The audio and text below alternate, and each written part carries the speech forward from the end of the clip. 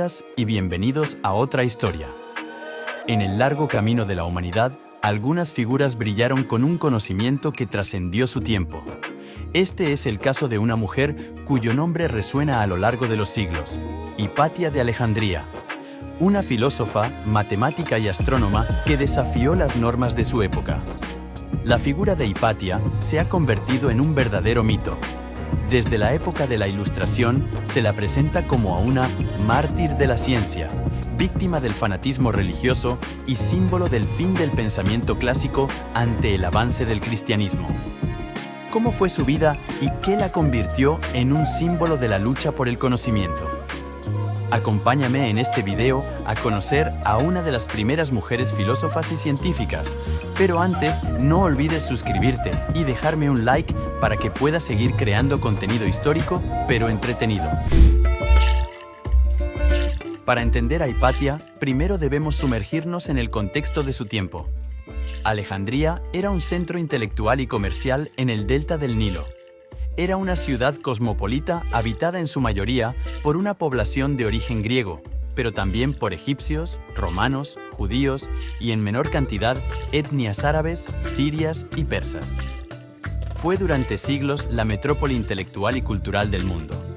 En su museo y su biblioteca, fundados por la dinastía de los Ptolomeos, se formaron generaciones de científicos, literatos y filósofos. Desde el siglo III después de Cristo se desarrolló allí la Escuela de Alejandría, vehículo de la filosofía neoplatónica, con representantes tan ilustres como Plotino. Hipatia se sumergió desde su más tierna infancia en este ambiente de estudio y discusión intelectual. Se desconoce la identidad de su madre, así como casi ningún dato de esta. Su padre fue Teón de Alejandría, conocido matemático y astrónomo que dirigía la Biblioteca del Serapeo, heredera de la gran tradición científica alejandrina. La educación de Hipatia fue excepcional, y no solo por su profundidad y amplitud, sino porque era algo inusual para una mujer en su tiempo. Hipatia nació alrededor del año 355 después de Cristo, en una sociedad en la que la educación de las mujeres estaba severamente limitada. La mayoría de las mujeres de la época, especialmente en el Imperio Romano y el mundo griego, recibían una educación básica, si es que obtenían alguna, en los círculos familiares y en sus roles como esposas y madres. Sin embargo, Hipatia fue instruida en matemáticas, astronomía y filosofía. Su educación no se limitó a las enseñanzas de su padre, sino que estudió también las obras de Platón, Aristóteles y otros grandes pensadores griegos, así como las matemáticas de Euclides y la astronomía de Ptolomeo. La sociedad de aquel entonces veía a las mujeres principalmente como guardianas del hogar. La idea de que las mujeres se dedicaran a la filosofía, las matemáticas o la ciencia era, en el mejor de los casos, extraña. Hipatia fue la gran excepción. Su padre, Teón, decidió educarla como si fuera un hombre, y no solo le ofreció acceso a los conocimientos matemáticos y astronómicos, sino también a las corrientes filosóficas más avanzadas de la época. La joven se dedicó primero a las ciencias, como su padre, con quien trabajó en diversas obras, editando comentarios a Ptolomeo, Euclides y la aritmética de Diofanto, y escribiendo libros sobre astronomía y geometría. La formación de Hipatia no fue solo académica, sino también ética y filosófica. Se le enseñó el valor de la razón y el pensamiento lógico, influencias del platonismo y neoplatonismo, que veían el mundo físico como una expresión imperfecta de una realidad superior. Este enfoque filosófico marcó profundamente su manera de pensar, ya que buscaba entender el cosmos y el lugar del ser humano en él. Hipatia volvió su atención a la filosofía. Es posible que viajara a Atenas e Italia, donde quizá tuvo contacto con los círculos neoplatónicos del momento.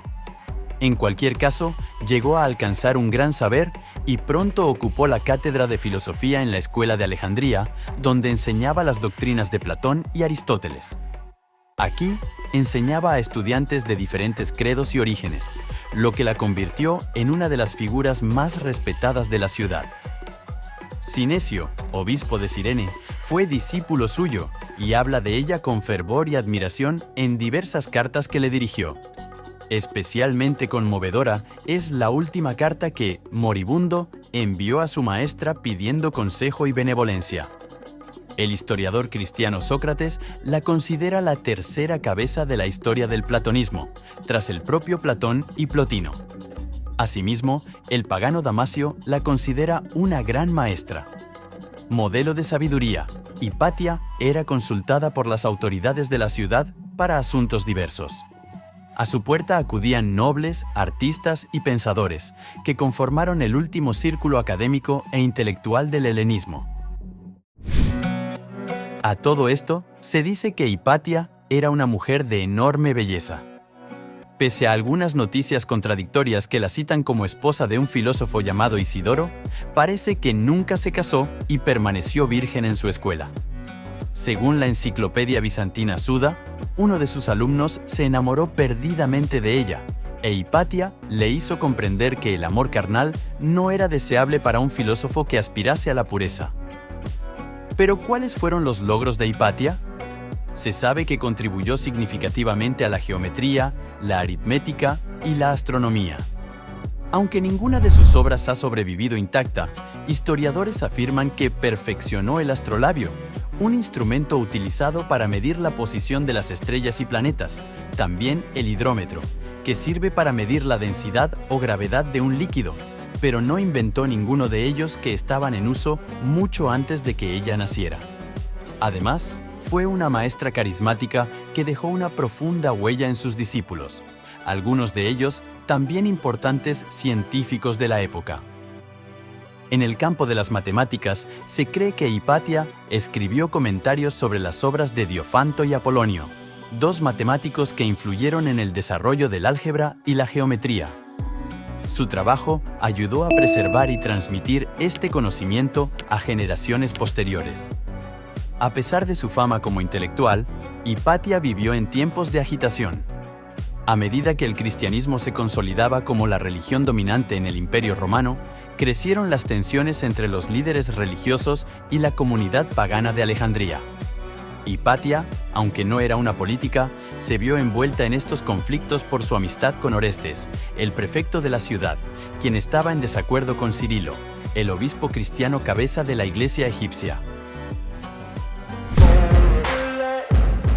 Cirilo buscó consolidar su poder expulsando a los judíos de la ciudad, una medida que generó tensiones con Orestes, quien trataba de mantener la paz y la convivencia entre los distintos grupos religiosos.